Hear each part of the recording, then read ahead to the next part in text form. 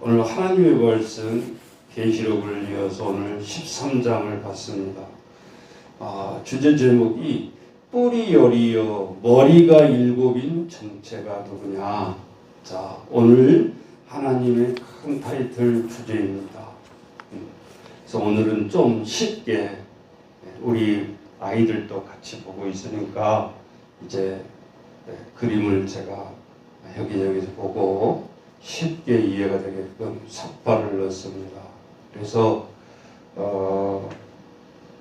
밴드 사사랑 이 다니엘서도 오늘 있겠지만 오늘은 집사님 뒤에 삽화 그림 넣어진 게 있어요. 뒤에 첫 그림부터 보여주세요. 자, 우리가 똑같은 하나님의 계시를 봤던 다니엘과 오늘 유배되어져서 밤모섬에서 환상을 본 사도 요한과 일치되는 것들이 많아요. 그런데 오늘 특별히 요한계시록 13장과 다니엘서 7장의 모습을 보면서 결국은 다니엘서는 구약이잖아요. 계시록은 신약이란 말이에요.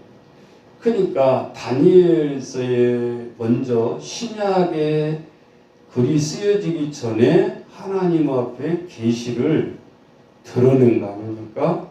자, 그래서 그림을 보려고 하는데 이거는 처음에 우리가 계시록에 봤던 그림이고 그 다음 그림을 좀 보여주세요. 두 번째 그림에 보면 자, 다니엘서 7장에 보면 네 가지 환상으로 나타나요. 자, 첫 번째가 뭐예요? 사자 그림이 나오죠. 사자 같고 계시록에서는 곰 같고 표범 같고 이렇게 표범이란 말이 안 나오는데 다니엘서 7장에 가보면 분명하게 이렇게 나옵니다. 첫 번째가 사자, 두 번째 곰의 형상, 세 번째 표범의 형상. 저쪽 왼쪽에 맨 가에 있는데 잘 그림을 봐도 잘 보이겠죠. 괴상한가. 그런데 다니엘서에도 보면 이 무서운 놈이라고 표현하고 있어요. 무서운. 어떤 그림의 정체를 얘기 안 하고 있어요. 숨겨져 있는 거죠. 그래서 다니엘서 7장 3절과 비교해 보면 오늘 하나님이 계시록 13장 2절로 먼저 우리 성경으로 가보세요. 여기 화면이 자꾸 바뀌면 안 되니까 요한계시록 3장 2절에 보니까 뭐라고 표현이 되어 있어요? 내가 본 짐승은 표범과 비슷하고 그 발은 곰의 발 같고 그의 입은 사자의 입 같은데 용이 자기의 능력과 보좌와 큰 권세를 그에게 주었더라. 용은 뭐라고 그랬어요? 총체적으로 옛뱀, 사단이라고도 하고 마귀라고도 하고 이제 정립이 돼야 돼요. 이 정도 말을 했는데 뭔 말인지 또 안 되면 안 돼. 용은 뭐라고요? 옛뱀이라고 하고 사단이라고 하고 마귀라고 하고 다 니코르다 그 말이에요. 그런데 이 가졌던 용의 일곱 머리 정체들이 뭐예요? 곰 같고 표범 같고 사자 같은 용이 자기의 능력을 가지고 이 짐승들에게 권세를 부여하는 거예요. 패스한 거예요. 그래서 이 짐승들이 또 시대에 나타나서 그 당시에 많은 자들을 핍박하고 성도들을 핍박하는 모습이 펼쳐지고 있다 그 말이에요. 이제 정리되시죠? 자, 그래서 오늘 계시록 7장 3절의 모습이 오늘 다니엘과 비교했을 때 이것이다라가 아니라 이것 같고 그랬어요. 형상이 지적하는 형상이 똑같다. 동물이 달라지지 않고 있다라는 거예요. 놀랍잖아요. 자, 그 다음에 우리 그림을 보여주세요. 자, 계시록을 잘 보면서 짐승으로 표시를 했어요. 잘 보게 하세요. 자, 그런데 오늘 계시록 13장 1절에 보니까 내가 보니 바다에서 한 짐승이 나왔어요. 이 한 짐승이에요. 이 짐승의 실체가 뭐냐? 여기 우리 성경에 보니까 머리가 7이라. 무슨 말인지 알겠죠? 자, 한 동물의 육체에 머리가 7을 가지고 있잖아요. 그런데 뿔이 몇이다? 뿔이 열이요. 우리 계시록 13장 1절 보세요. 뿔이 열이요. 머리가 7이라. 그 뿔에는 뭐가 걸려 있어요? 열 왕관이 있고, 열 왕관이 있다라는 말은 왕이 10명이 일어났다가 사라질 것이라는 것을 가르쳐주고 있죠. 자, 열 왕관이 있고 그 머리에는 하나님을 모독하는, 신성을 모독하는 이름들이 있더라. 자, 이것만 딱 보더라도 열 왕에 의해서 얼마나 많은 고통과 시련을 주겠는가를 우리가 상징을 통해서 알 수 있단 말이에요. 우리가 영화를 보면 핵심적인 장면이 쫙 나오죠, 처음에. 그러다가 뭐 감독 누구 뭐 이렇게 나오잖아요. 처음부터 아무것도 안 나오고 뭐 감독 누구 이렇게 나오는 게 아니잖아요. 똑같아. 성경 말씀도 보면 상징이 계시록 13장 1절에 전체 장면을 보여주고 있어요. 자, 그리고 두 번째 이 환상이 표범과도 같고 발에 곰모에 발같기도 하고 입은 사자의 입 같은데 용이 자기의 능력과 보좌와 큰 권세를 그에게 주었더라 라고 시작되고 있잖아요. 자, 그 다음 그림을 보여주세요. 자, 계시록 17장 3절에 보니까 자, 본문에 집중을 합시다. 그의 머리 하나가 상하여 죽게 된 것 같더니 그 죽게 되었던 상처가 나음에 온 땅이 놀랍게 여겨 짐승을 따르고 용이 짐승에게 권세를 주므로 용에게 경배하며 짐승에게 경배하여 이르되 누가 이 짐승과 같으냐 누가 능히 이와 더불어 싸우리요 하더라 이렇게 나가잖아요. 자, 세 번째 그림을 보니까 자, 우리 요한계시록 17장으로 먼저 가보면 자, 요한계시록 17장 3절에 뭐라고 표현이 되고 있냐. 자, 이 짐승의 음녀에 대한 비유가 나오는데 그 성령으로 나를 데리고 광야로 가니라 내가 보니 여자가 붉은빛 짐승을 탔는데 그 짐승의 몸에 하나님을 모독하는 이름들이 가득하고 7 머리와 10 뿔이 있으며 또 반복되고 있죠. 자, 그림이 잘 보이는지 모르겠지만 이 7 머리를 가지고 10 뿔을 가진 여인이 저 붉은빛을 드레스를 입고 황금 잔을 가지고 있는 비유의 그림. 그러니까 이 하나님의 말씀을 그대로 화가가 그대로 그린 거예요. 지금 자, 이 모습이 나오고 있습니다. 자, 이 7 머리와 10 뿔이 있다. 뭐라고 그랬어요? 10 뿔은 앞으로 대두 나와서 사라질 10 왕을 상징하는 거고, 더 세밀하게 말하자면 노마의 신명의 황제를 얘기하는 거다 그 말이에요. 네. 자, 이러니 노마인들이 붙잡아가지고 이 사도들을 죽친들 너 못 봤냐 환상 중에 10 뿔을 보고 사자에 저 10 뿔을 10 왕을 보고 17 머리를 보았습니다. 로마인들이 로마 병정들이 그 말을 듣고 무슨 말인지 어떻게 알겠어요? 자, 하나님이 이 묵시문학이라는 것을 통해서 묵시 계시를 통해서 사도 요한에게 줘서 하나님의 말씀을 비밀을 못 벗기도록 하는 거죠. 이게 하나님의 섭리였다 그 말이에요. 일일이 다 까발려 버리면, 예를 들면 노마에 열왕이 날 건데 한 놈씩 다 단두대에 올라와서 다 죽을 것이다, 이렇게 말하면 가만 내버려 두겠어요? 가만 내버려 두겠냐? 내가 잠깐 동영상, 어떤 영상을 보다 보니까 세계에서 지금 현존에 있는 애언자의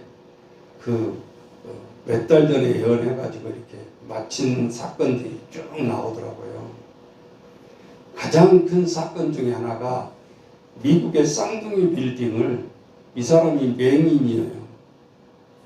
그런데 환상 중에서 그 쌍둥이 빌딩 큰 사람들에게 예언을 하면서 빨리 막으라고 이렇게 그림을 그려요. 근데 두 개의 빌딩을 그려놓고 비행기가 중간으로 가는, 돌진하는 그림을 그려주면서 미국 CIA에게 막아라. 네? 앞으로 며칠 뒤에 이런 일이 일어날 거니까 잘 감시하라고 했더니 웬 눈먼 미친 영감이 뭔 소리 하는 거예요. 그리고 대비도 안 한 거야. 그런데 그런 일이 일어나 버린 거죠. 4번인가 마치니까 이제 그제서 이 사람 미친 영감 아니다, 진짜 애언가다 하면서 지금은 CIA하고 공조 수사를 하고 있어요. 맹인이 애언자. 사람을 앞을 못 보는데 하나님의 영적 세계로서 이 사람에게 보여주는 거예요. 무섭잖아요. 그러니까 하나님의 애언대로 애언자가 입술을 열어서 선포를 하는데 세상 사람들은 미치광이라고 그의 말을 듣지를 않아. 마치 오늘 요한계시록에 반못 쓰면서 이 사도 요한이 말을 하는데 뭔 말하는 거야 도대체. 미치광이 아니야. 유배 보낸 죄인이잖아요. 그런데 이것을 로마에서 깊이 생각하고 이거를 대비하겠냐고. 우리가 구약에서 노아가 40일이 비가 내린 다음에 하나님이 예언했던 물로 다 쓸어버리리라 하는 말이 실현되고 있고 비가 뚝뚝뚝 떨어지고 있는 그때서야 아차, 사람들이 이거 하나님의 예언대로 맞는 거 아니야? 하루 이틀도 아니고 계속해서 비가 내리기 시작. 40일이 내리니까 온통 물체들이 다 물에 잠기는 거예요. 그제서야 아라랏산의 산에 배를 80년 동안 만들었던 그 배가 물에 뜨는 순간에 그제서야 사람들이 알아차리더라는 거죠. 자기의 가족 사이들까지도 저 미친 영감 노망을 해가지고 이 떼약밭에 무슨 물로 심판을 한다고 저렇게 밥만 먹으면 배만 만들고 있을까. 그러면서 하나님의 경고를 듣지 않았죠. 그래서 성경은 사이들이 장인의 말을 농담으로 여겼더라. 우리는 기억해야 돼요. 자, 구약 때나 신약 때나 현존하고는 우리가 살아가고 있는 세상 속에서 하나님의 말이 참말이라 그래도 그거를 농담으로 여긴다. 농담으로 여긴다. 자, 그 다음 그림에 보면 우리 바다에서 이렇게 10뿔을 가진 짐승이 나타났다 그 말이에요. 하가 그림도 잘 그렸더라고 보니까 눈에 쏙쏙 들어오잖아요. 10개의 뿔을 가지고 7 머리를 가진 한 짐승. 그렇다고 이게 사자도 아니고 괴물도 아니고 뭐 총체적인 한 마리 이 짐승이 상징으로 이렇게 그려놨습니다. 그런데 이때의 시대로 보면 로마의 서적들을 보면 다른 나라를 침략할 때 이 로마는 바다를 통해서 많은 나라를 침략했다는 거예요. 우리가 속담에도 모든 길은 로마로 통한다. 그 말이 무슨 말이냐? 로마에서 비상령 한번 내리면 길을 얼마나 잘 뚫어놨는지 말이 신속하게 2분, 5분 조로 이렇게 도착할 수 있도록 길을 만들어 놓은 거예요. 그래서 속담이 모든 길은 로마로 통한다는 말은 세계의 모든 것을 집중하고 총체적으로 모일 수 있는 장소. 네. 그런데 육지로만 그것이 아니라 해상으로도 그렇게 잘 닦아놨다 그 말이에요. 그래서 오늘 묵시록에 나오는 이 환상 장면에 바다에서 나오는 장면이다 그 말이에요. 그래서 오늘 13장 1절에 보니까 내가 보니 바다에서 한 짐승이 나오는데 뿔이 열이요 머리가 7이라 이 정체다 그 말이에요. 아까 보면 자 그 다음 또 그림 보여주세요. 자 우리가 성경을 읽다 보면 신약성서도 그렇고 예수님이 무슨 죄로 십자가에 처형됐죠? 자, 첫 번째 복음서 사복음서를 읽어보면 첫 번째가 소욕해 하는 죄, 시끄럽게 하는 죄, 거리에서 많은 군중들이 따라다니면서 소욕해 하는 죄라고 한 가지가 나오고 또 한 가지는 신성을 못 오겠다라는 죄입니다. 네. 그런데 그냥 쓱 잊고 넘어가고 그게 무슨 말인지를 모른다. 이 당시에 이 로마인들은 실제 인물들이요, 황제 인물들이요. 여기 지금 사진에는 지금 그 당시에 제일 큰 사람으로 구둑 서 있었던 저 로마 황제. 그 당시에 두 사람을 우리가 들 수 있는데 이레니우스 황제와 우리가 시저 네로 황제 한번 생각해 볼 거예요. 우리 성경에 아주 밀접한 관계 있는 사람들인데 이 로마의 황제를 뭐라 그러냐? 주님이라고 불러요. 주님. 그리고 구원자, 신의 아들. 이해되세요? 예. 그러니까 우리는 뭐 대통령 아들 이 정도가 아니라 그 당시의 왕의 아들들은 신의 아들. 그런데 갑자기 예수 그리스도가 이 땅에 신의 아들로 온다 그러니까 부딪히지 않아요. 신의 아들은 정해져 있는데 예수 그리스도가 신의 아들로 온다고 그러니까 동방박사들이 선포를 하니까 뭔 소리 하는 거냐 지금. 그저가 온다면 우리 예정되는 이 아이 신의 아들들은 위태롭지 않냐. 그래서 황제가 급히 칙령을 내린 것이 산의 아들 2세 이하는 다 죽여라. 그냥 죽였겠어요. 다 노동력인데. 그러니까 얼마나 이굽했든지 호종령을 내려서 예수만 새끼에서 죽이려면 핍박이 오니까 무조건 2살짜리 이하 산의 아이들만 죽이라는 거야. 여자는 노동력으로 남겨놓고. 그래서 집집마다 산의 아이들을 다 죽이려고 할 때 예수님이 마태복음에 보면 나사렛에서 베들레헴에서 태어나서 나사렛으로 피신하는 거야. 그 피신할 때 나타난 천사가 있는데 하나님의 천사가 지금 두 가지 내가 강조를 하고 있어요. 하나는 우리가 전 시간에 했던 미가엘 천사.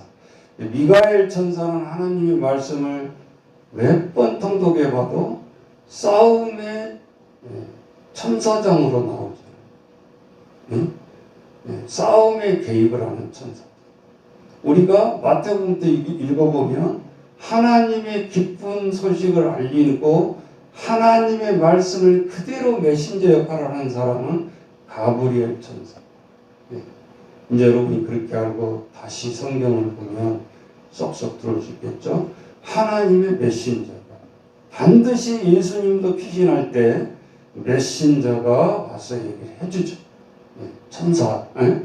그래서 하나님 앞에 저들은 바다에서 영이 나오는 것을 우리가 사자의 열불 상징을 볼 수 있다. 예수 그리스도 이 당시에 황제의 아들들은 주님 구원자, 신의 아들이라고 불렀는데 신의 아들이 예수 그리스도가 이 땅에 태어난다 그러니까 예수님을 제거하지 아니할 수가 없었다고 말입니다. 그 다음 그림 보시면 자, 신성을 모독하는 노마 황제들. 그러니까 예수님 편에서 보면 하나님의 아들을 죽이고 핍박할 수밖에 없고 반대로 노마 황제들 입장에서 보면 예수 그리스도가 죽이고 싶은 놈이 당연히 자기 아들들의 자리를 뺏기게 생겼으니까 죽일 수밖에 없지 않냐 그 말이에요. 자, 그 다음 그림을 봐주세요.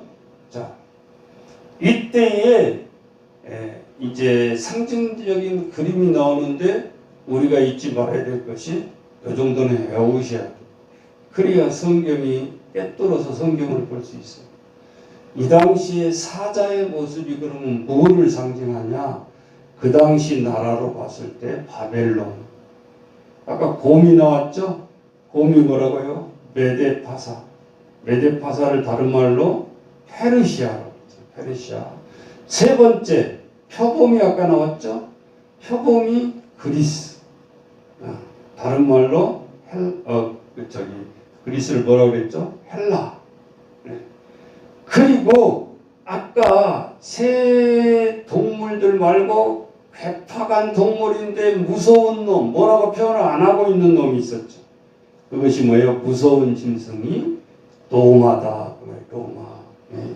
그러니까 실제적으로 하나님 앞에 이 무서운 노마가 지금 되게 당황하고 다니엘서에 보면 2장에 보면 여기 원서로 나와 있잖아요. 다니엘서 2라고 되어 있어요. 큰 신상을 보여주죠. 거기서 배는 뭐를 상징하고 노은 뭐를 상징하고 발은 철을 상징하는데 그 신상을 가진 자가 짓밟으리라 이렇게 나오잖아요. 그러니까 오른쪽에 계시록의 상징과 왼쪽에 다니엘서 2장과 7장의 신상.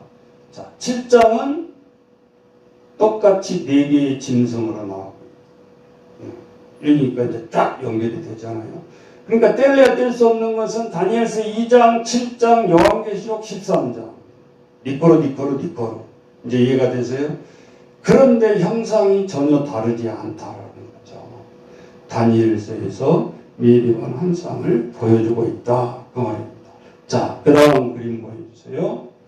자, 왼쪽에 용이에요. 7 대가리 많은 용을 가지고 있습니다. 예.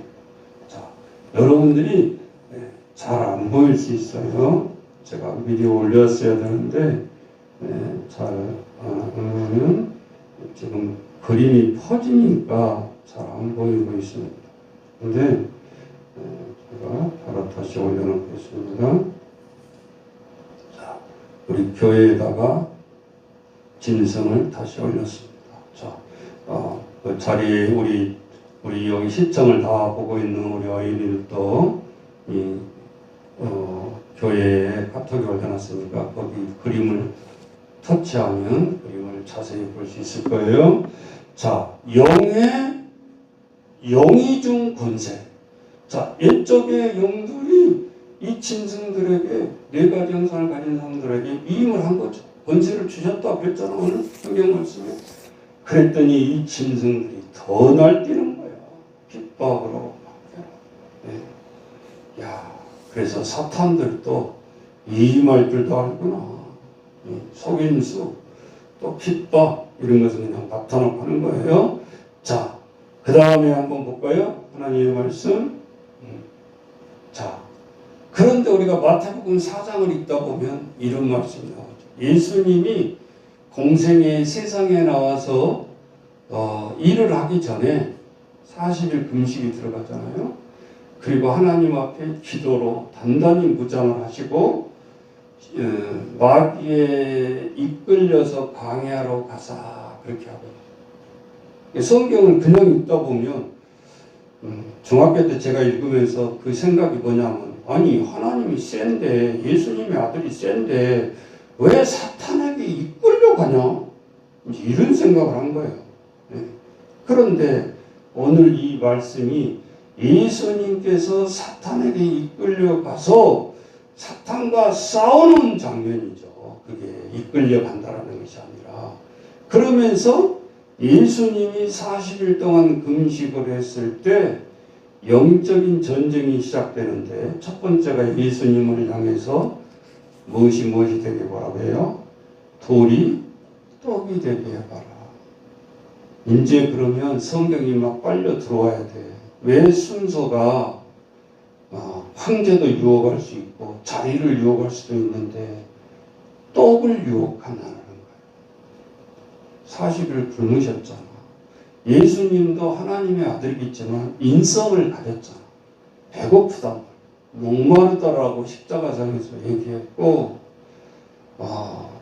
하나님이 육신으로 마리아의 여인을 바라보면서 안타까워서, 요한아, 내 어머니가 이제는 내 어머니다.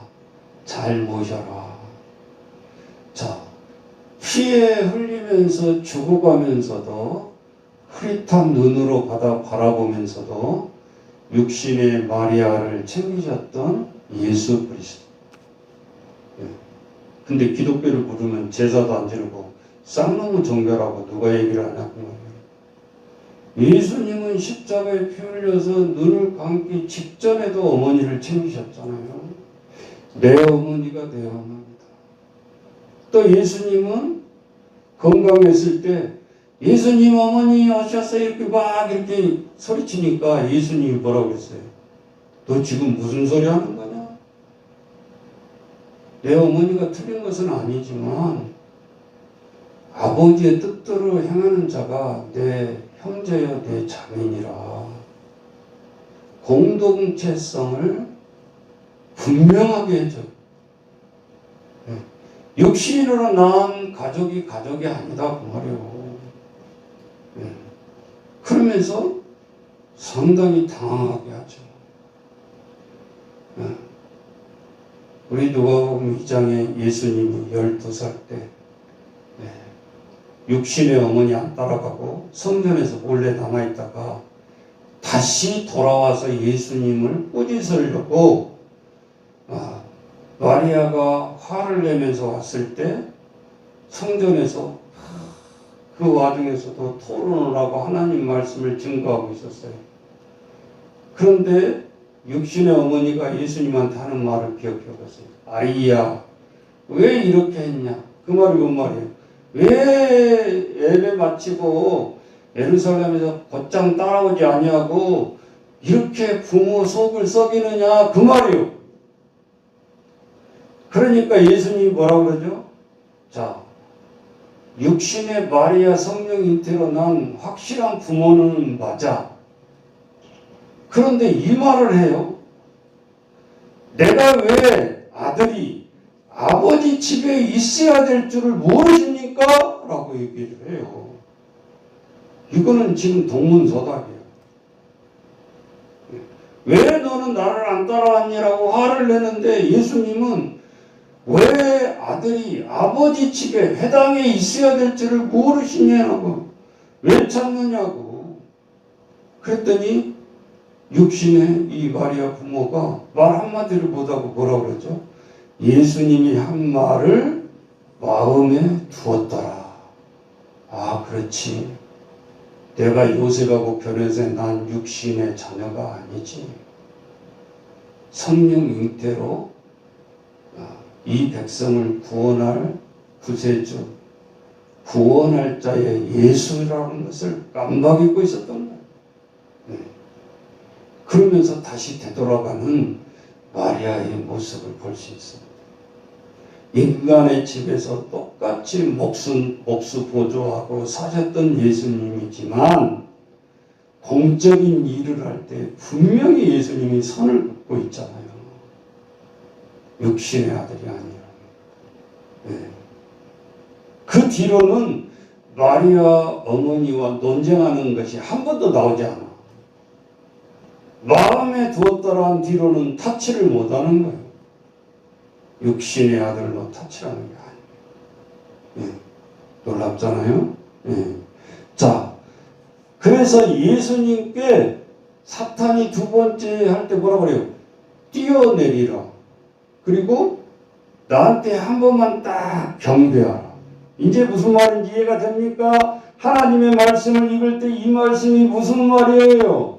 영이, 사탄이, 이 짐승이 사막으로 끌고 나와서 예수님을 한 번의 유혹에 무너뜨리려고 하는 거예요. 선악과 따먹는 것처럼. 한 번만 딱 저라면, 두 번도 아니라 그랬죠? 한 번만 딱 저라면 이 세상의 모든 다스리는 권세를 내가 너한테 주겠다라는 거예요. 그러니까 그 이면은 뭐예요? 짐승 앞에 절 한 번만 해라. 그 말이지. 한 번에 굴복시키려고 했던 거예요. 여러분 말씀을 읽을 때 문자적으로 쓱 읽고 넘어가면 안 돼. 이제는 하나님 말씀을 통독할 때 이런 것들이 얼마나 우리에게 영적인 영성을 주냐고 말이에요. 예수님께서 권세를 주겠다는 사탄의 그 다음 그림 뭐?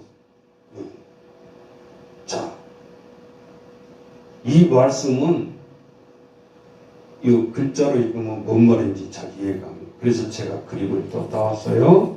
자, 이 말이 무슨 말인가? 한 사람이 벌렁 누워 자빠져서 죽어 있어요. 그죠? 자, 그런데 이 장면을 보면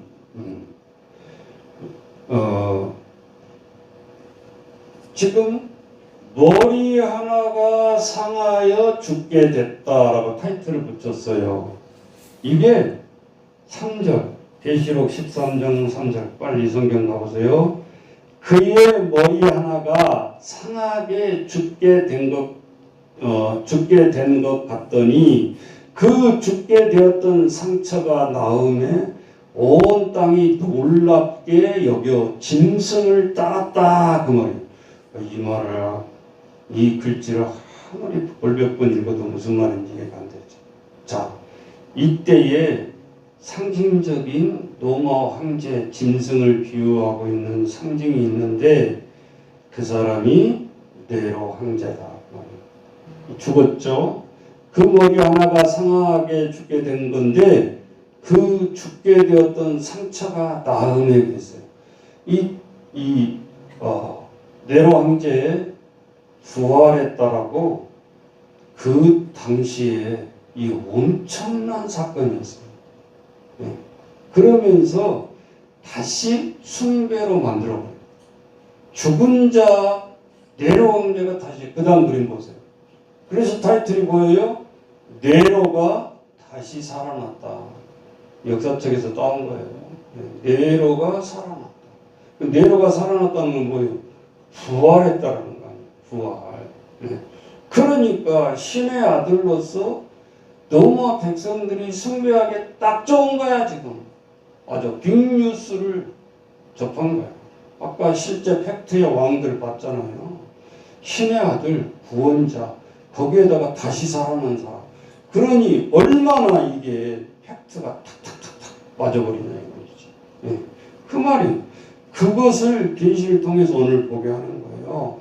죽게 되었던 상처가 나오며 온 땅이 놀랍게 여겨 짐승을 따르고 영이 짐승에게 권세를 주므로 영에게 경배하고 짐승에게 경배하여 이르되 누가 이 짐승과 같으냐? 누가 능히 이와 더불어 싸울 수 있겠느냐? 그 말이죠.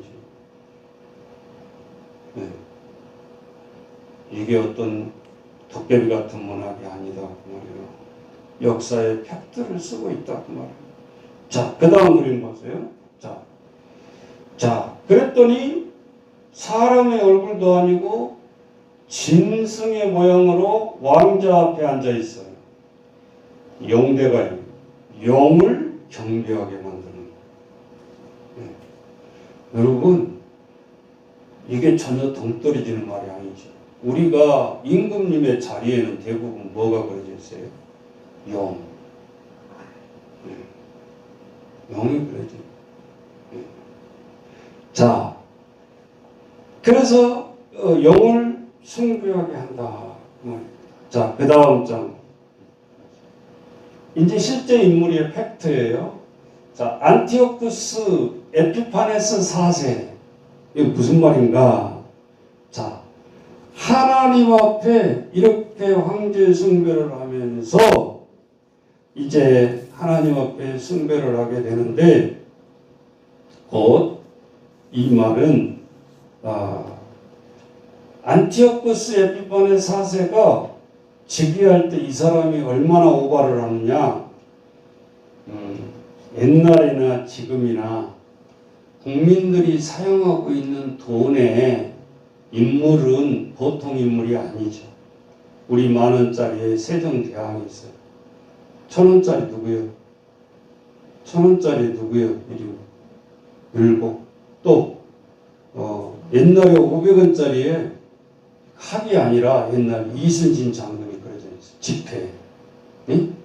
이순신 장군. 그 다음에 또 뭐죠? 자세히 못 봤네. 5만원거리는 뭐 누구예요? 네?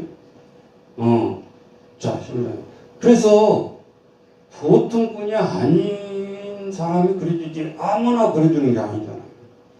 그 당시에 이 로마 때 안티쿠르스 에피파네스 황제가 한 면에는 자기 얼굴 화상이 그려져 있고 뒷면에는 그 황제 앉아있는 그림 밑에 글씨가 써여 있는데 나는 신이다. 생각해봐요. 지금 우리나라 지폐에 그렇게 쓸 수 있어요? 아무리 위대한 사람이지. 그러니까 그 당시에 노모 황제 직접 화폐에다가 나는 신이다라고 쓸 정도면 얼마나 많은 숭배를 했겠냐. 신의 아들. 그러니 신성 못 얻어간다고 그러고 이렇게 이 일들이 일어날 수밖에 없잖아요. 자, 그 다음 장면 보니까 자, 성전이 더럽혀지는 모습을 나오고 있어요. 성전이 더럽혀지는 모습. 자, 우리가 복음서를 읽다 보면 내 집은 만민이 기도하는 집이다 하면서 성전 정화 사건이 한번 나오잖아요. 그때 그 정화 사건은 하나님 앞에 예배를 드리려고 하는데 바깥에서 하나님의 드려지는 예물에게 폭리를 취한 장면이었어요.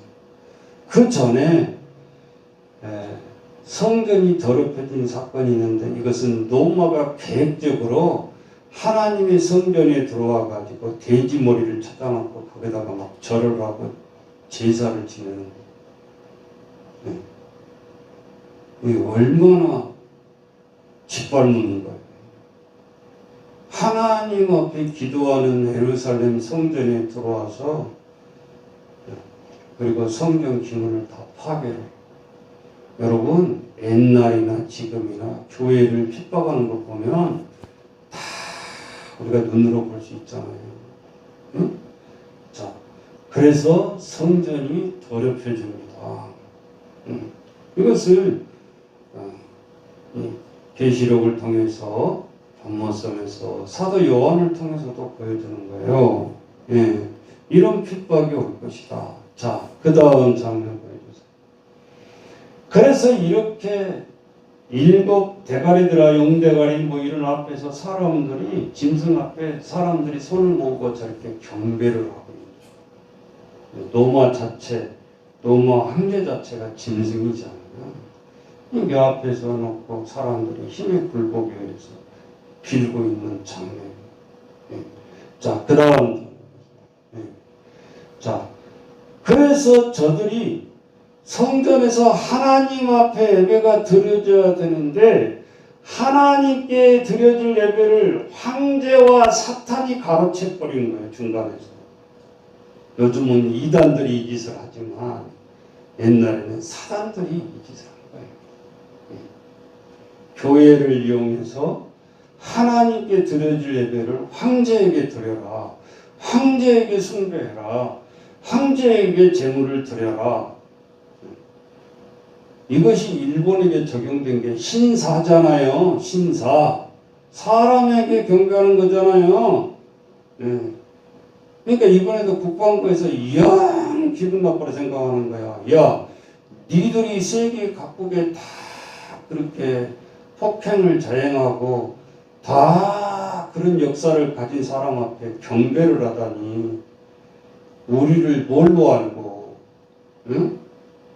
그 역사만 떠올려도 우리는 치가 떨리는데 그들 앞에 니들이 존경한다고 제사를 지낸다고? 하지 마라 종말할 때 말 안 들었잖아요. 그러니까 대통령 안 가버리고 애교 단절시켜버리고 올림픽 니들이나 해라 그러고 안 가버리잖아요. 마지막까지 무시를 하는 거예요. 무서운 놈이에요. 무서워. 자, 그랬더니 일본이 매년 2만 명, 3만 명씩 코로나 진격되면서 지금 집권하는 총리 있잖아요. 갈아치워야 되지 않나. 4년도 벌써 안 됐는데. 다시 아베가 나와야 되지 않나. 요즘 막 그러더라고, 페이스북에서. 도대체 지지율이 올라가지도 않는 거예요. 좀 똑똑할 때 우리는 속으로 어떻게 생각했어요? 저 아베 저 독한 놈 이번에 됐으니까 이제 뭔가 주권이 좀 이렇게 좀 회복이 되고 한일 관계가 잘 풀리지 않을까 그랬는데 이 개똥이나 더 융통성이 없는 응? 역시 역사나 정치는 해봐야 하는 거예요. 해봐야 하는 거예요. 응? 우리 보고 있잖아요. 하나님께 드려질 예배를 황제와 사탄이 가로채버려요. 하나님이 이제 마지막 빅카드밖에 안 남았죠. 네. 하나님이 손 쓰지 아니할 수가 없잖아요. 자, 그 다음 장면. 짐승들이 과장되고 신성모독 발행을 하고 말하는 입을 받고 42달 동안 일할 권세를 받으니라. 자, 이 말을 거꾸로 생각해 보면 42달, 세때 반, 3년 반, 한때 때 반, 우리 몇 번 나오고 있죠? 이것을 개월수로 말하자면 42달이에요. 똑같은 말이에요. 그러니까 무조건 계속해서 핍박을 받는다는 것도 아니고 이러한 이단들 가운데서 42개월 동안 우리도 핍박을 받을 거라 이들이 내버려 두질 않고 발악을 하면서 우리를 핍박하게 될 거라는 것을 우리가 간접적으로 알아야 된다는 거예요. 그래서 오늘 계시록 13장 5절로 가보세요. 또 짐승이 과장되고 신성모독을 말하는 일을 받고 또 42달 동안은 일할 권세를 누가? 이 용과 짐승들이 받았다는 거예요. 네. 이 계시를 밤모습에서 사도 요한이 우리에게 이런 환란이 올 거라는 것을 예고를 하고 있는 거예요.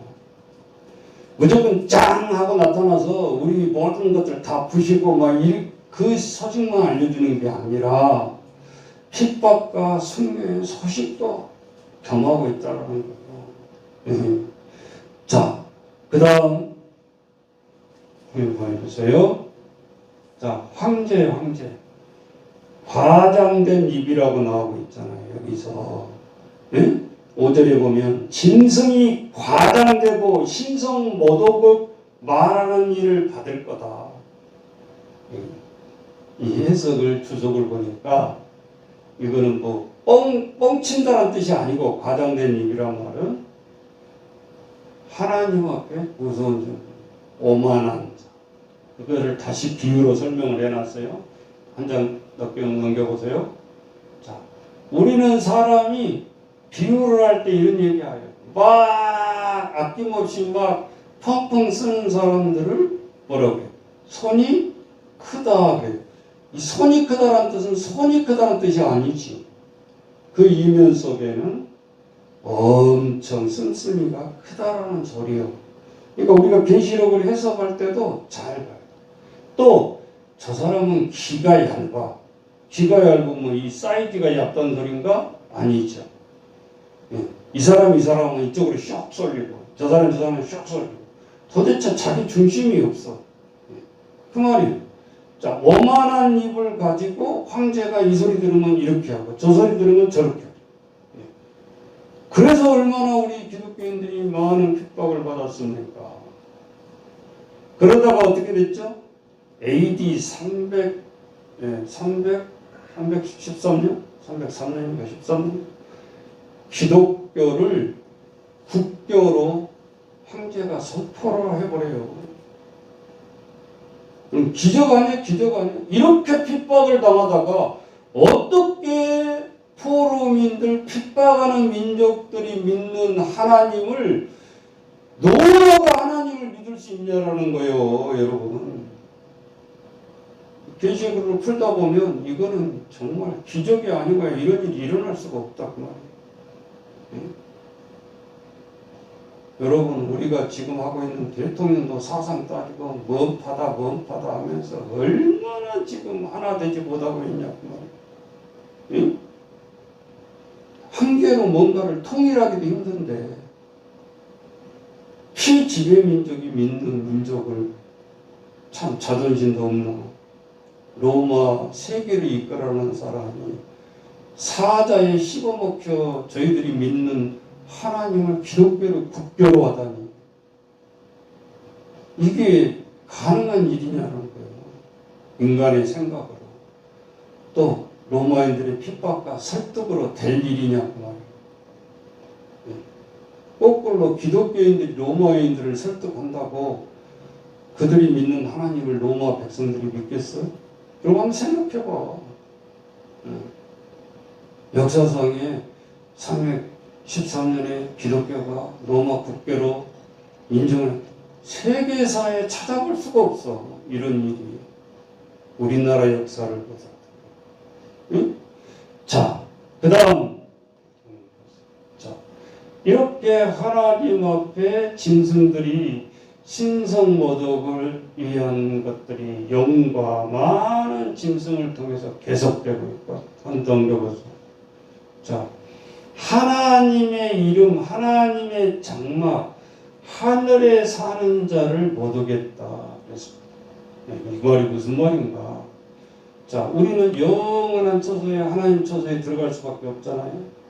그런데 성경을 읽다 보면 하나님이 이런 말씀, 주님이 이렇게 말씀하시죠. 내가 다 용서해 줄 수 있다.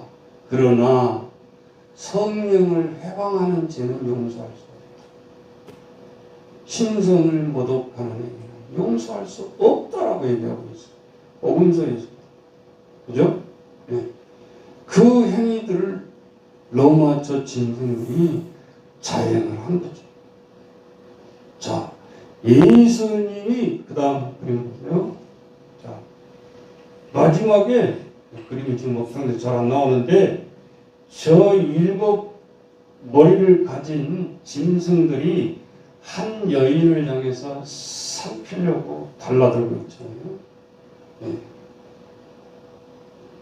성도들의 핍박 마지막. 이 다음에 이제 뭐가 나오겠어요? 성도들의 순교가 나와요. 그 다음 자, 우리 계시록 13장 8절로 가봅니다. 오늘 본문이에요. 죽임을 당한 어린 양의 생명책에 창세 이후로 이름이 기록되지 못하고 이 땅에 사는 자들은 다 그 짐승에게 경배하리라. 자, 666 사건이 그래서 나오는 거예요. 자, 그 표를 받고 받지 못하고 가리는 거잖아요. 자, 그런데 다음 장입니다. 이 말씀이 좀 어려워. 다른 말씀으로 17장 8절이 똑같이 나오는데 여기 이렇게 돼 있어요. 땅에 사는 자들로서 창세 이후로 아담, 저 에덴 동산 이후로 그 이름이 생명책에 기록되지 못한 자들이 짐승을 경배하리라. 다시 세 번역에 보면 이렇게 돼 있다. 자, 죽임을 당한 어린 양의 생명책에 창세 이후로 이름이 기록되지 못하고 이 땅에 사는 자들은 다 그 짐승에게 경배하리라. 얼마나 쉬워요. 이 개성격이 상당히 어려워. 잘못하면 이단들이 다 이것을 가지고 장난을 쳐요. 하나님 앞에 장난을 쳐요. 어떻게 장난을 칠까요? 저들은 자, 우리가 계시록 오늘 말씀에 보면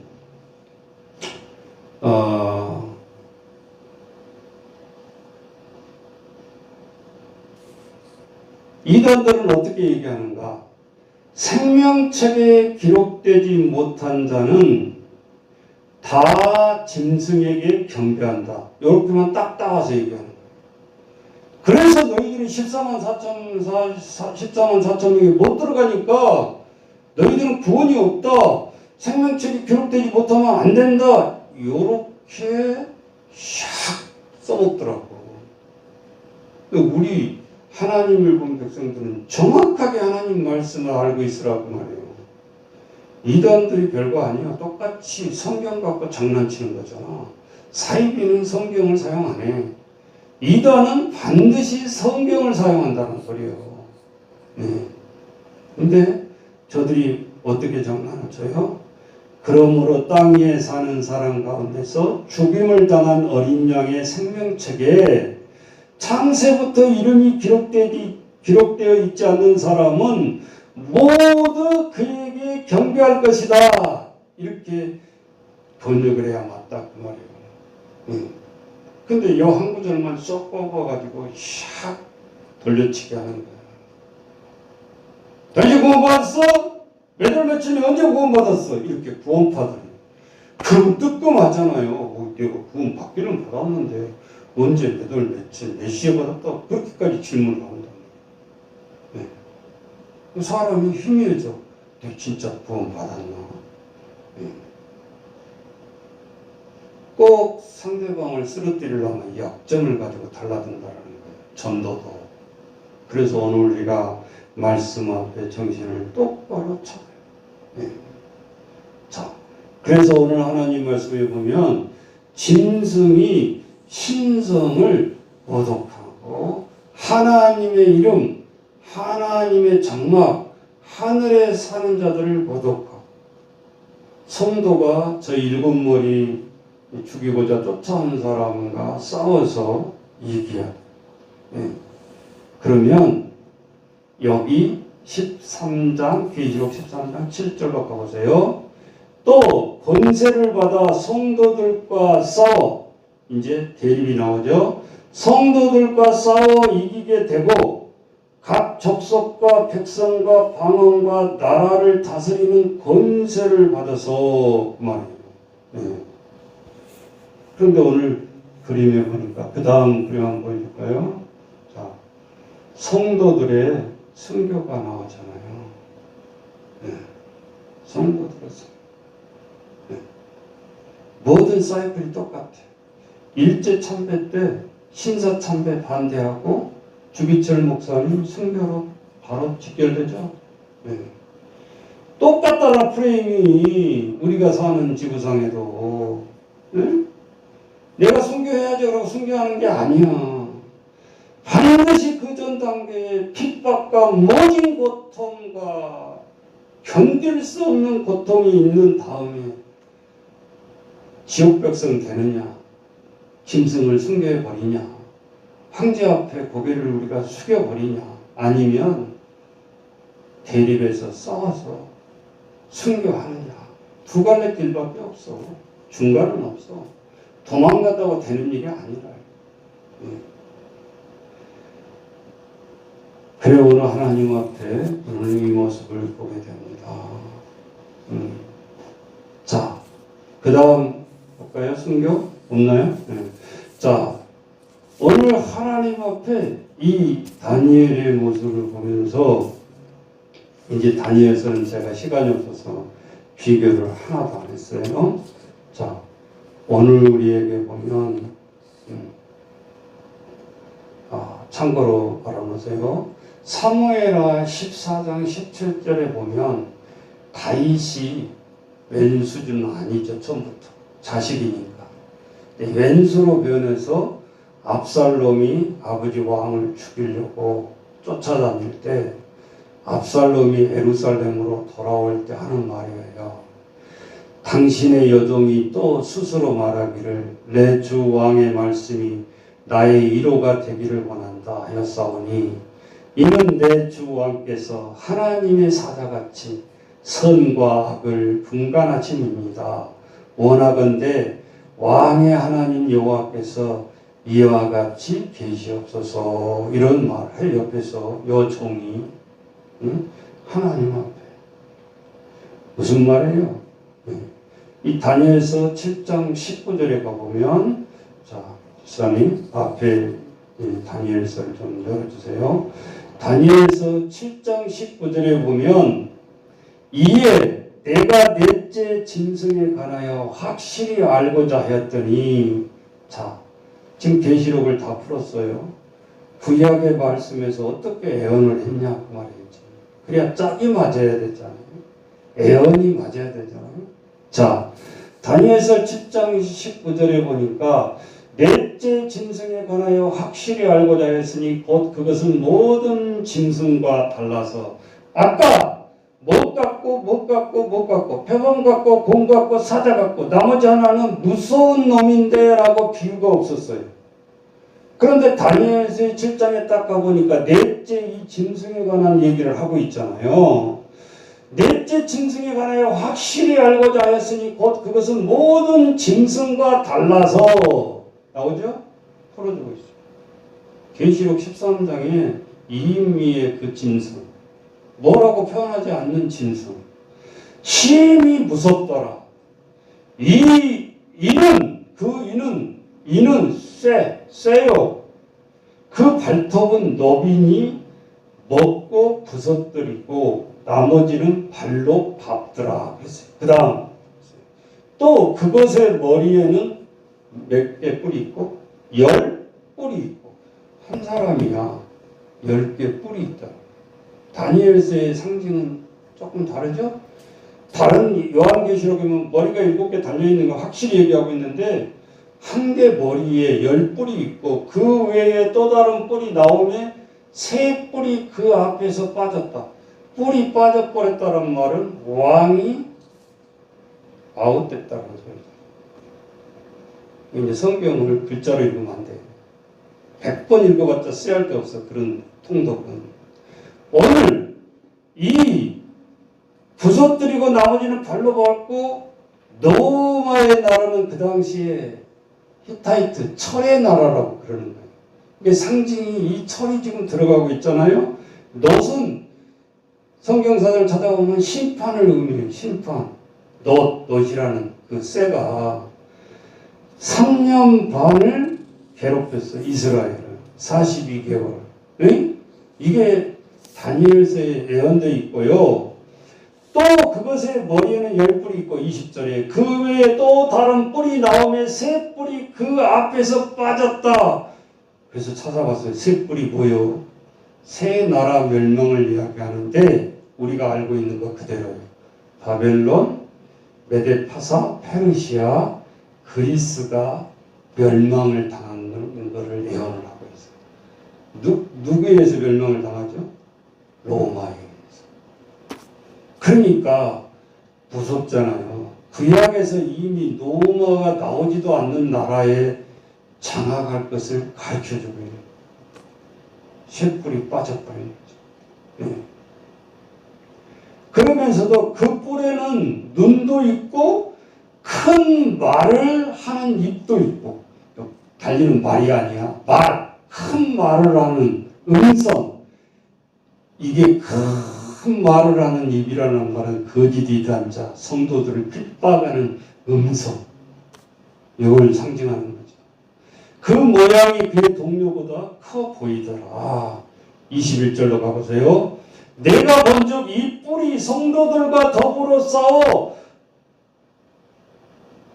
그들에게 이겼더니, 22절, 옛적부터 항상 계신 이가 와서 지극히 높으신 이의 성도들을 위하여, 하나님 개입이죠. 맞죠? 네. 성도들을 위하여 원한을 풀어주셨고, 맞죠? 네. 때가 이름의 성도들이 나라를 얻었더라. 이제 하나님의 나라를 되찾는 예언이에요. 이거를 거기 안 나올 것 같은데, 갈라디아서 4장 4절부터 5절을 기억해 놓으세요. 갈라디아서 4장 4절 5절에 보면 때가 참에, 여기 뭐라고 했어요? 때가 이름에 그랬잖아요. 갈라디아서 4장 4절에도 보면 때가 참에 하나님이 그 아들을 보내사 여자에게 나게 하시고 율법 아래 나게 하신 것은 율법 아래 있는 자들을 속량하시고 우리로 아들의 명분을 얻게 하려 하십니다. 예수 그리스도의 온 목적을 분명히 써주고 있잖아요. 영원한 예수 그리스도의 탄생과 다스림을 얘기해요. 예. 다니엘서에서. 이 지금 신약 아니잖아요. 예. 자, 23절로 가봅니다. 로마 제국을 암시하는 것이 여기 나오죠. 모신자가 이처럼 이르되 넷째 짐승은 곧 땅의 넷째 나라인데 나오죠? 아까 셋째는 뭐 갖고 하는데 넷째는 무서운 놈이라고 그랬어. 그러면 넷째가 무서운 놈인데 넷째가 뭐라고요? 나라다. 이는 다른 나라들과는 달라서 온 천하를 삼키고 밟아 부서뜨릴 것이다. 모든 제국을 통일할 무서운 놈이라는 거야. 이게 로마였다는 거죠. 네. 자, 그럼 24절로 가보세요. 그 열불은 그 나라에서 일어날 열왕이요. 여기 나오죠? 네. 제가 풀이한 게 아니라 다니엘서에 풀이가 다 돼 있다고. 열불은 그 나라에서 일어날 열왕이요. 그 후에 또 하나가 일어나리니 열왕 다음에 11번째 왕이 일어나리니 그는 먼저 있던 자들과 다르고 또 새 왕을 복종시킬 것이다. 아까 뭐예요? 뿌리 3개가 빠져버렸다고 그랬잖아요. 그 다음 그가 장차 지극히 높으신 이를 말로 대적하며 또 지극히 높으신 이의 성도를 괴롭게 할 것이며 나오죠? 로마 핍박을 얘기하는 거예요. 그가 또 때와 법을 고치고 뭐예요? 유아, 호적법, 칙령을 고쳐가지고 내리잖아요. 응? 성경을 읽다 보면 막 가슴이 떨려와요.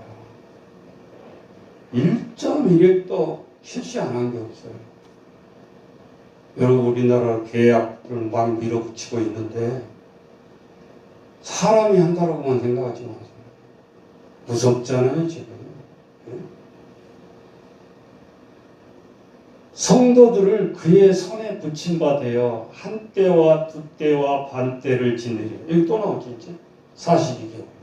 한 때 1년, 두 때 2년, 반 때 3년 6개월, 3년 6개월. 42개월이 지내려. 지금 구약이 신약의 변모섬에서 계시하고 일치하고 있잖아요. 한 사람이 본 것이 아니다니까. 자, 그 다음. 그러나 심판이 시작되면 그는 권세를 빼앗기고 완전히 멸망한 것이다. 로마의 멸망도 예시를 하고 있다는 사실이죠. 자, 됐습니까? 자, 다니엘서에 보니까 하나님 앞에 또 다른 계시들이 있어요. 자, 27절로 가보세요. 나라와 권세와 온 천하 나라들의 이세가 지극히 높으신 이의 거룩한 백성에게 붙임 바 되리니 그의 나라는 영원한 나라이다. 하나님의 다스리는 나라. 그의 나라는 영원한 나라이라. 모든 권세가 있는 자들이 다 그를 섬기며 복종하라. 28절 마지막 절 봅니다.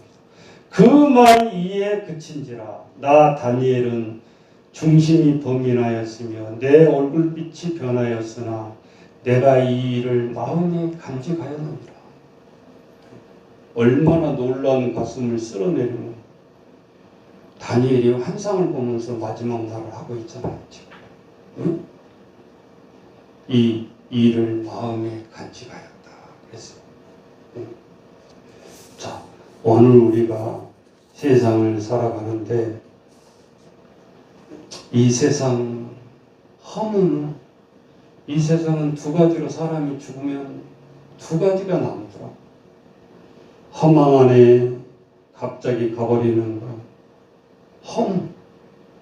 그리고 이 세상은 21년 동안 투정을 해보고 막 가서 소리 지르고 이것도 고쳐줘라, 이거 더 줘라 막 해오는데 요즘 어떤 생각이 드냐?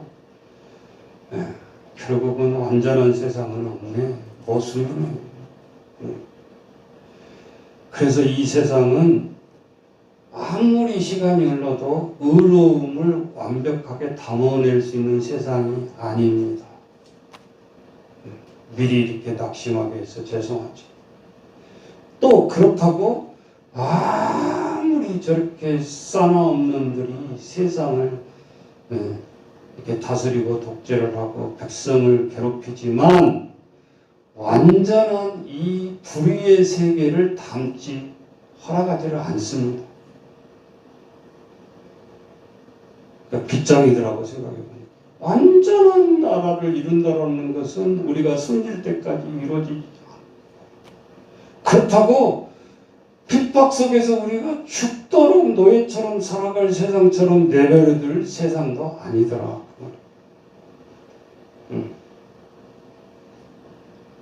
내가 아무리 선하게 살아도 세상을 당황하지 못하겠고, 내가 아무리 악하게 살아도 세상을 담아낼 수가 없고. 계시록을 보면서 깨달은 거 한 가지. 이 세상은 저 세상으로 이어갈 수가 없구나. 역사를. 그럼 목사님 어떻게 해요? 기도하면서 이 세상을 바꿔달라고 기도하는. 답은 딱 하나밖에 없어. 그래서 사람은 죽어야 된다는 거예요. 죽어야 역사가 끝나.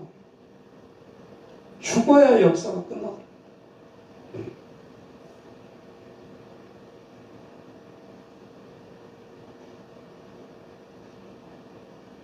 그래, 그게 죽었을 때 이 세상을 끝장낼 수 있기 때문에 그렇다. 그 목사님 너무 허망하지. 죽으라고 살아가는데 죽어야 끝장난다면 아니지. 요한복음 21장에 하나님 앞에 불법을 행하는 자는 영원한 벌에, 하나님 앞에 의롭게 살려고 몸부림친 자는 영생으로 인도한다고 했잖아요. 이거는 내 생각이다 그 말이야. 근데 하나님이 피할 길을 또 주시고 있잖아. 여러분 누가복음 15장 탕자의 비유 모르는 사람 하나도 없죠. 근데 그 본문을 다시 한번 생각해 보세요.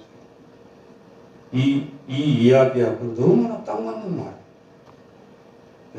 다 보면 물어보면 큰 형은 죽일 놈이야. 둘째 같다고 세상에 아버지한테 달라들면서. 작은 아들이 유산을 요구하고 아버지는 뻔히 다 없앨 줄 알면서 주죠. 그래서 나가서 마지막에는 재물을 다 잃어버렸을 때 자신을 깨달아요. 뭘 깨닫죠? 쥐염 열매나 먹고 품삯을 받으면서 일을 하면서 거기서 깨닫는 게 있는데, 아버지, 내가 우리 집이 싫어서 사업자금 가지고 나왔는데 진짜 이 쥐염 열매를 품삯으로 먹고 살아가는 내 신세를 바라보니까 내가 창피를 무릅쓰지만 이 거지 같은 꼴로라도 내 집에 가서 일하는 게 낫습니다. 그래서 돌아오면서 하는 말이 뭐라고 그랬어요? 아버지여, 나를 아들로 여기지 마시고, 집사님 뭐로 여기라고? 품꾼으로 써 주소서. 나갈 때는 이런 생각 없었어. 룰루랄라 방탕자의 모습으로 재산을 다 가지고 나가는데 그런 생각 없었어. 돌아올 때는 나를 발견했고, 두 번째 아버지 집이 마음에 안 들었는데 세상에 나가보니까 아버지 집이 그래도 낫더라고. 그래서 아버지한테 창피를 무릅쓰고, 아버지 아들로 나 받아들이지 마시고 나를 품꾼으로 써주세요. 그러죠. 이 진심의 말이잖아요. 진심의 말. 그런데 회개하고 진심을 깨닫고 집에 돌아왔는데 또 집에 탕자가 있는 것이 뽀록이 나는 순간. 그죠? 큰아들의 반응. 창기와 말아먹고 끝장낸 자를 아버지 이렇게 대우합니까? 왜 내게는 여지껏 한 번도 이런 기회를 주시지 않았는데 왜 이 자에게는 이렇게 줍니까? 라고 얘기하죠. 그러니까 아버지가 뭐라고 그래요? 큰아들한테 너는 항상 나하고 있었지 않냐? 이것이 다 네 것이 아니냐? 이 큰놈은 가만히 있었으면 정말 훌륭하게 인정을 받았을 텐데 가정내에서 탕자가 있다라는 것을 몰랐거든. 근데 반대로 큰아들은 뽀록이 나는 순간이에요. 작은아들은 탕자로 여겼다가 귀한 아들로 받아들이고 그 집을 유업으로 상속해 가는 과정의 스토리로 바뀌고 있고 진짜 땀 흘리며 안 그런 척 하면서 아버지를 긁었던 이 탕자가 본색이 드러나더라고요. 집안에 탕자가 있었다는 것을 들통이 나버리는 거예요. 큰아들은 아버지의 명예에 있었지만 알지 못했습니다. 큰아들은 아버지 것을 다 받는다는 명예를 알고 있어야 되는데 실제 내가 그 명예를 획득한다는 것을 모르고 있어요. 하나님의 성도들이 하나님의 은총 속에 살아간다는 것을 알고 있어야 되는데 세상을 알지 않으니까 하나님의 집이 좋은 걸 모르고 있다 그 말이에요. 가서 쫙 밖에 하나님 멀리 갔다가 회개하고 터지고 얻어 터지고 와이야 탕자의 마음이 되는 안 하고 그러면 얼마나 좋으냐 그 말이에요. 이 탕자의 비유가 이런 뜻이 있는 거예요.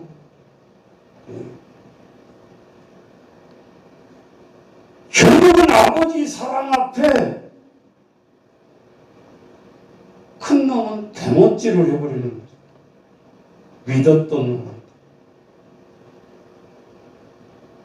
결국은 탕자는 탕자같이 살아서 대못질을 했고 큰 놈은 믿었는데 믿은 놈이 더 대못질을 하는 거예요.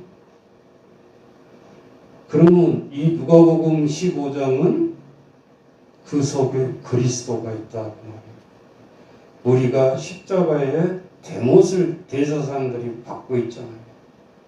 그렇게 하나님을 잘 믿는다라고 믿었던 저 대제사장 장로들 서기관 바리새인들이 대못을 받고 있잖아요.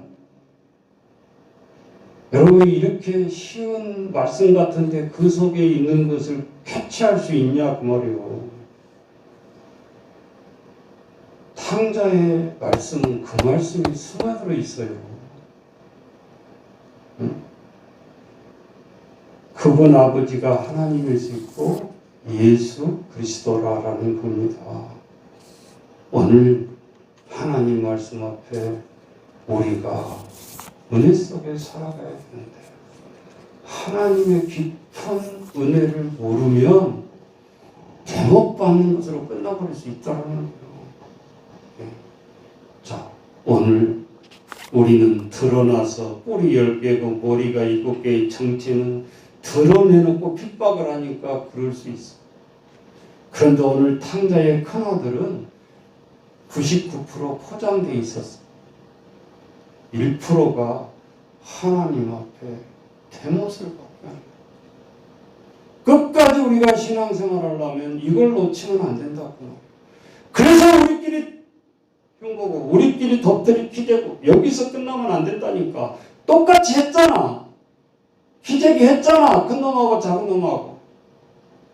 아버지의 마음은 이놈도 대못에 찍히고 저놈도 대못에 찍히고 그러면서 말없이 피를 흘려 죽어가는 우리의 죄를 위해서 속죄하는 예수 그리스도의 삶을 우리가 봐야 된다 그 말이에요. 잠깐 세상에 살면서 사람들 잘잘못 비교 그런 건 아무것도 아니다. 큰 놈이 잘했냐 그러면? 재빠지게 아버지 도와서 일을 잘한 사람이 효자냐? 아니잖아요. 효자를 가장하고 모든 것을 삼키고 자기 것이 되는지인데도 자기 것인지도 모르고 하나님의 은혜를 받고 모든 것을 상속받은 자로서 상속자의 마음도 모르고 있다고 말이에요. 이게 우리의 인간의 모습이 아닌가. 하나님 앞에 자 오늘 계시록을 통해서 오늘 우리의 이러한 치유 은사 오늘 우리의 하나님 앞에 사모하는 은혜가 있기를 주의 이름으로 축원합니다.